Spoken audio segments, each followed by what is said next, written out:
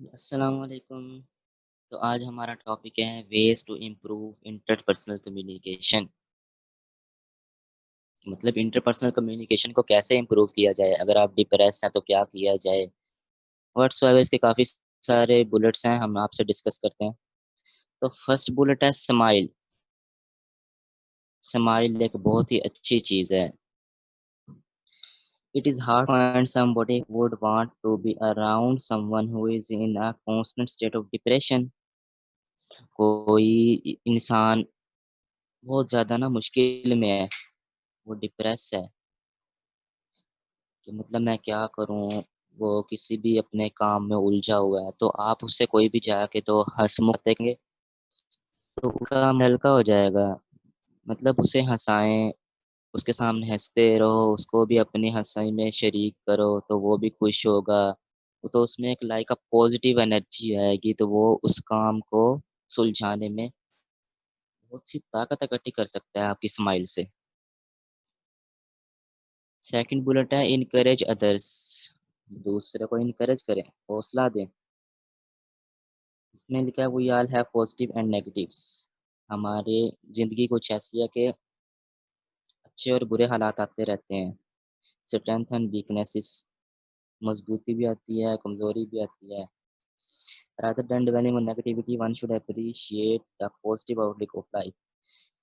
लिखता है नेगेटिविटी पे ज़ोर ना दो, इससे अच्छा आप पॉजिटिव की तरफ सोचो। यार लाइफ में और पॉजिटिव क्या हो सकता है?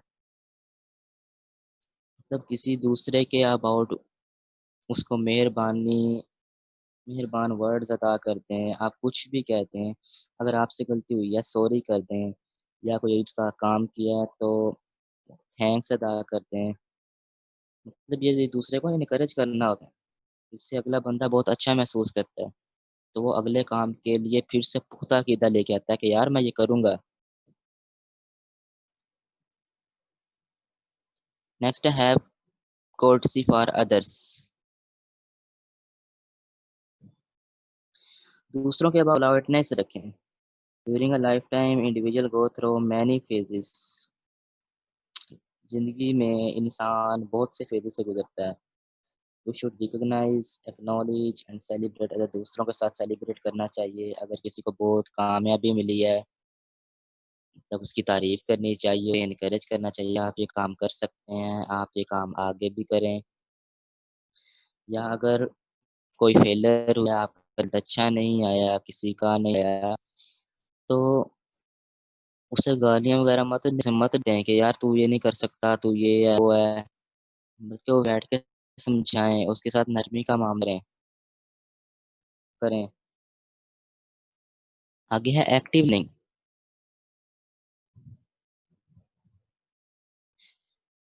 तो एक्टिव लिसनिंग में ये है listen for understand, not for answer. समझने के लिए सुने, ना कि जवाब देने के लिए। अब आप में क्लास में लेक्चर ले रहे होते हैं, तो इसका मतलब ये नहीं है कि सिर्फ सुनते जाओ, कुछ समझो भी, कुछ कंसेप्ट भी गेन करो। सुनने से कुछ नहीं होगा, समझना चाहिए कि अगला बंदा क्या पढ़ा रहा है और हम क्या समझ रहे हैं उससे। नेक्स्ट है ब्रिजिंग गैप्स। गैप्स ना रखें। मतलब खुद की बात पर यकीन नहीं है, अगर खुद की बात पर यकीन है भी तो आप इतना पुख्ता ना करें कि दूसरों को मत सुने। इक्वालिटी होनी चाहिए, दूसरों से भी पूछें, खुद भी अपने कॉन्सेप्ट दें, ताकि जो भी आप काम कर रहे हैं वो हम मजबूती से कर सकें, उसमें गलती की कोई गुंजाइश ना हो। तो सबके साथ इक्वली ट्रीट करें। अवॉइड बैकबिटिंग, पीठ पीछे बुराई ना करें किसी की।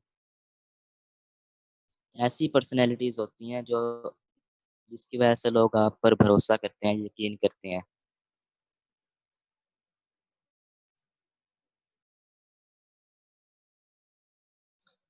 नेक्स्ट टॉपिक है रिज़ॉल्व कॉन्फ्लिक्ट्स। मतलब अपने मामलात को सुलझाना, लड़ाई झगड़ों को। Even healthy relationship experience conflicts, के अच्छे से अच्छे रिलेशनशिप भी लड़ाई का सबब बनते हैं, लड़ाई हो सकती है। Any two persons can not agree over same things all the time. ये ज़रूरी नहीं है कि हर दफ़ा ही 2 लोग एक ही चीज़ पर मुत्तफ़िक हों कि हाँ यार, ये दोनों ठीक है, ये ज़रूरी नहीं है। ऑपोज़िट भी हो सकते हैं, मैं कुछ कह रहा हूँ कि यार ये नहीं होना चाहिए, आप कह रहे हैं कि नहीं इसमें कुछ और अलग होना चाहिए, तो इससे फिर झगड़े पैदा होते हैं, बहस होती है, मामलात उलझ जाते हैं। तो rather than avoiding the conflict, conflict resolution is more important कि कॉन्फ्लिक्ट का जो हल है, वो निकालना ज़रूरी है। एक इफ़ेक्टिव मीडिएटर बने, अच्छा मशवरा देने वाले बने, लड़ाई झगड़े से मज़ीद काम ख़राब ही होगा। अपने जो कॉन्फ्लिक्ट्स हैं उनको रिज़ॉल्व करें, डिसएग्रीमेंट्स हैं उनको रिज़ॉल्व करें, ताकि मिलकर एक अच्छा कर सकें।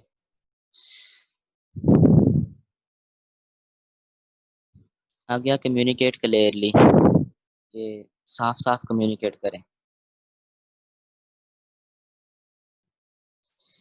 कि एक क्लियर मैसेज होता है ना, अगर तो वो रिसीवर को समझ आ गई, आप मैसेज किसी को भी सेंड करते हैं, उसमें रिसीवर बहुत इम्पोर्टेंट होता है। आपकी बात रिसीवर को समझ चाहिए, अगर वो रिसीवर को समझ आ गई तो आपका काम हो गया, मतलब आपने सक्सेस हासिल कर ली।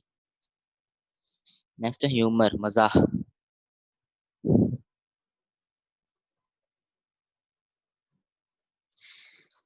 While living sometime though we breathe but forget to live. हम जीना भूल जाते हैं, इर्द-गिर्द की टेंशन्स होती हैं कि क्या करें ये वो। इसमें लिखिए don't get scared to the witty और funny as most people get attracted to a person who can make them laugh. बहुत से लोग उस शख्स की तरफ अट्रैक्ट होते हैं जो उनको हँसाता है। वो खुद खुद भी खुश रहता है, दूसरों को भी खुश रखता है। तो हर टाइम मज़ाक भी अच्छा नहीं है। अगर आपने कोई बुरी खबर सुनी है, वहाँ अगर आप मज़ाक करेंगे तो ये अच्छी बात नहीं है।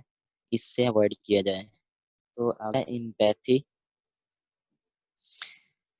तो एम्पैथी में है कि खुद को ना दूसरों के कदमों में गिरा दें। मतलब कि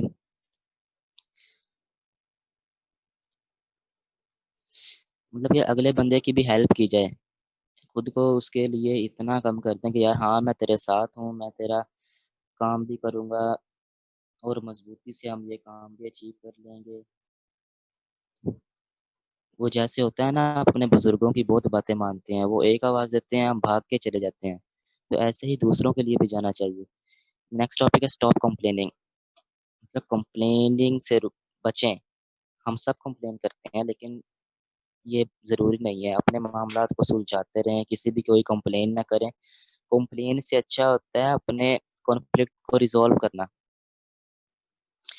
इसमें लिखा है instead try finding solutions then to complete. Solution ढूँढें, कंप्लेन ना ढूँढें। One must avoid making such things public to avoid ruining one's reputation. अगर आप कंप्लेन करेंगे या अगर आप किसी के अबाउट बुरा-भला बोलते हैं, तो उसकी शोहरत कहीं की भी नहीं रहेगी। इज़्ज़त खराब ना करें किसी की, ऐसे उसकी इज़्ज़त खराब होगी। तो इससे avoid complaining please and resolve your conflicts.